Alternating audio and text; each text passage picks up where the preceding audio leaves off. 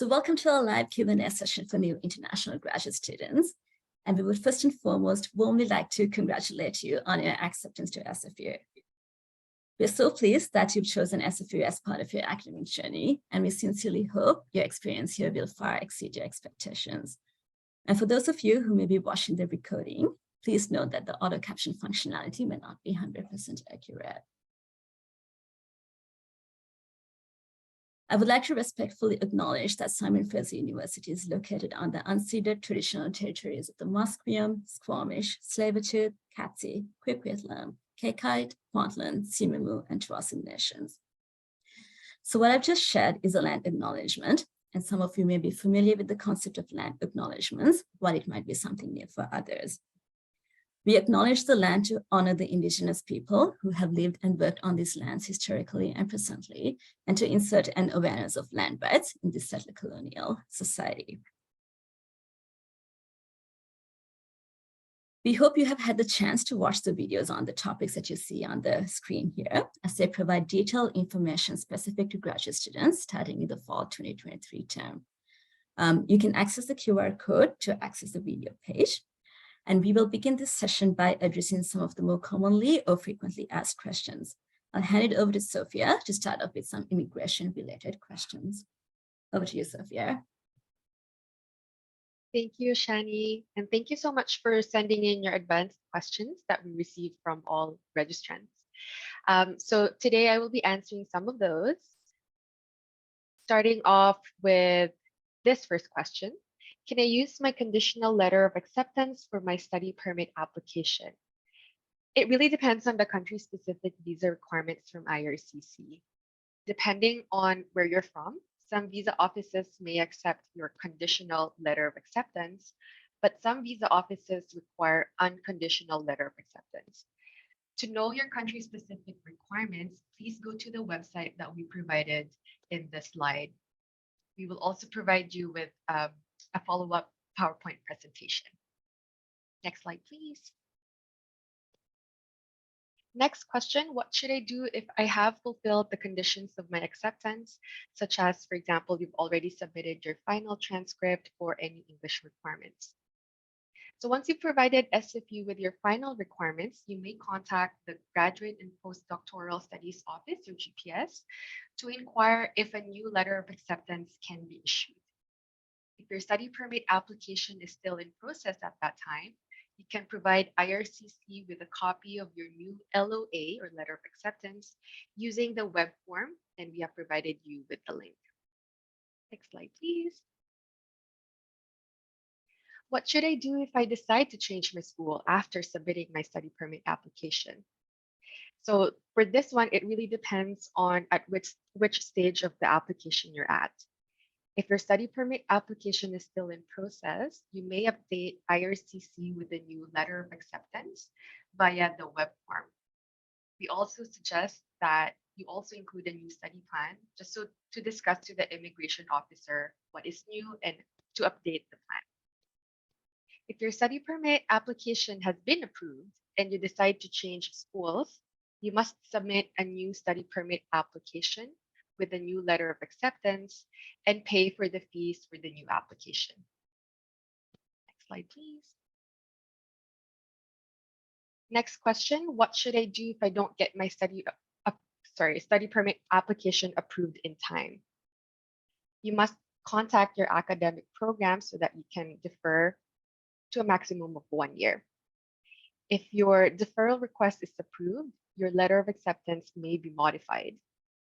You should update IRCC by submitting the new LOA via the web form. For more information on this, please watch the video Study Permit Delays in our events page.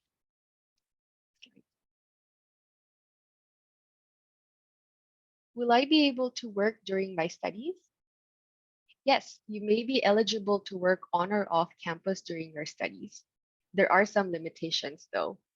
For more information on the requirements and for how many hours you can work, please watch the video Work Eligibility in our events page. Next slide, please.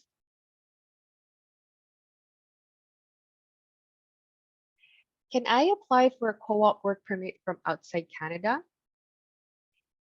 For this one, it really depends on the program that you're admitted into. Students who were admitted into a program where co-op, internship, or practicum is a mandatory component, they may apply for their co-op work permit together with their study permit application.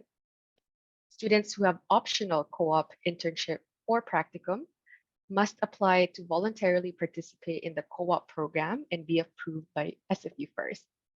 Then they can apply for a standalone co-op work permit from inside Canada using a co-op support letter issued by an SFU co-op coordinator. For more information on this, please watch the video Work Eligibility in our events page. Last but not the least, can I enroll for courses while studying for my study permit? While waiting for my study permit decision. If you do decide to enroll while your study permit application is still in process, please note that as a student, you are responsible. Sorry, turn off your mic. Sorry, Sophie, I'm trying to mute everyone. Oh, no worries. Yeah. Thank you, Shani. Sorry about that. Yes. No worries. I'll just start over. So just for a recording. Last but not the least, the question that we receive is, can I enroll in courses while waiting for my study permit decision? If you decide to enroll while your study permit application is still in process, please note that as a student, you are responsible to drop your courses if needed, such as, for example, if your study permit application is refused. Keep in mind, however, that there are drop or withdrawal deadlines if you wish to get any refunds. Please refer to the link provided from the GPS office to be aware of the drop or withdrawal deadlines. Please also note that a valid study permit is required to begin any in Canada portions of your study. Thank you, and I'll pass it on back to Shani. Thanks, Sophia. That's a perfect segue to some of the non-immigration related questions that have been submitted as well. So one of the, another commonly asked question was how to go about course selection and enrollment.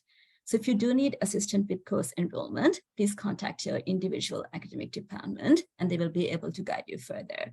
So international student advisors at ISS offer non-academic advising on immigration and medical insurance requirements for international students.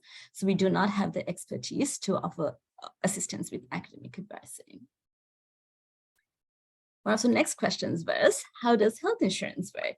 And I do want to refer you to the informational video page again, since there are 2 videos that cover this topic in a lot of detail. However, since this was a commonly asked question, for the purposes of this session, I will provide a very brief, a very condensed summary. So please do watch the videos for more information. So there are 2 types of insurance in Canada, primary and secondary, and medical services can be extremely costly without valid insurance.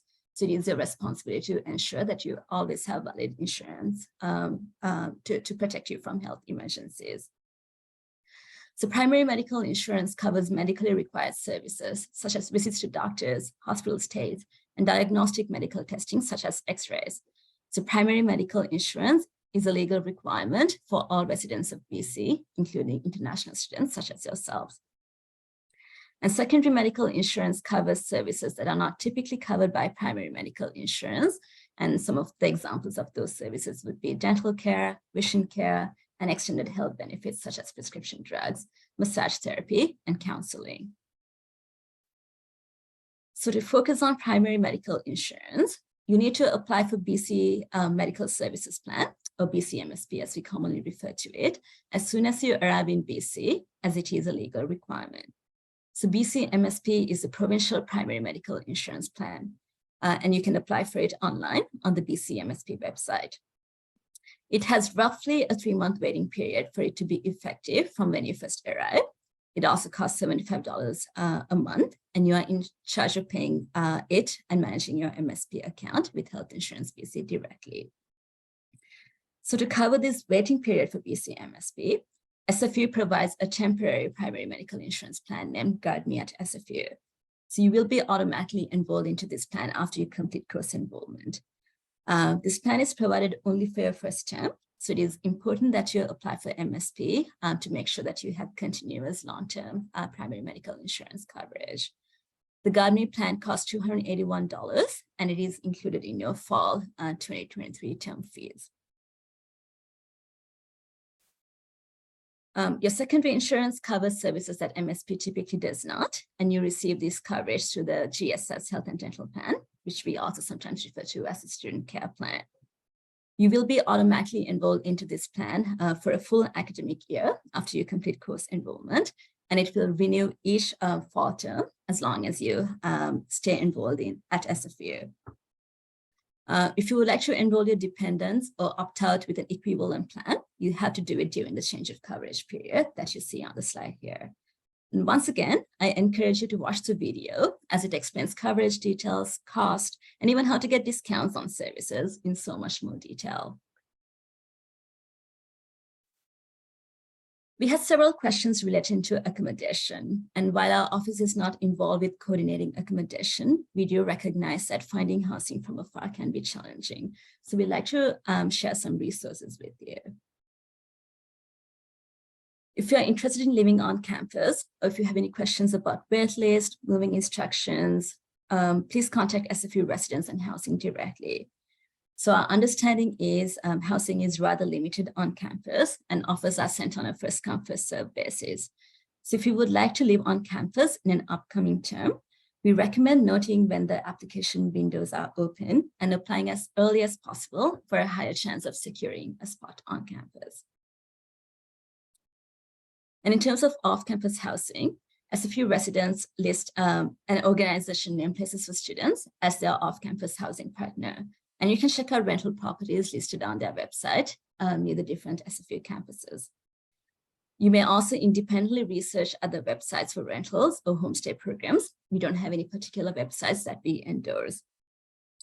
We also have a webpage called Where to Look, and this webpage has links to student groups for tips from other students, information about rental scams that you should be aware of, and a link to this Renting It Right platform. This platform offers practical tips and legal information that will help you with your search for rental housing, give you tips about safely signing a tenancy agreement, and information about your rights as a tenant, which you should be aware of.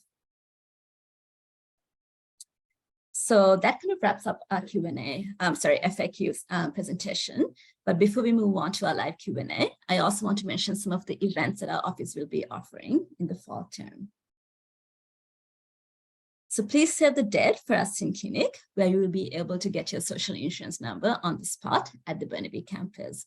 We will be sending more details closer to the event, so please do watch out for those details.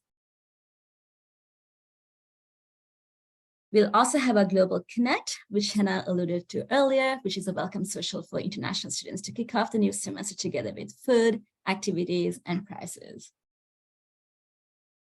We also have our Meet, Greet, and Eat sessions, which are hosted by Ricky, who's on our panel today. And these sessions are safe and inclusive spaces for students to hang out, meet new people, and engage in creative activities, including crafts and games. We'll also have our Global Cafe series, which are facilitated circle chats for international students to meet other students across different faculties and share and learn helpful tips relevant to be an international student. So you can learn more about the events and info sessions on our website. You can also follow us on Instagram to stay up to date on our events and other activities. So with that, we can now begin our live Q&A, and I will stop the recording for now. And for those of you who are watching the recorded version of this session, thank you so much for watching. Welcome to SFU, and please do connect with us if you have any further questions. Thank you so much.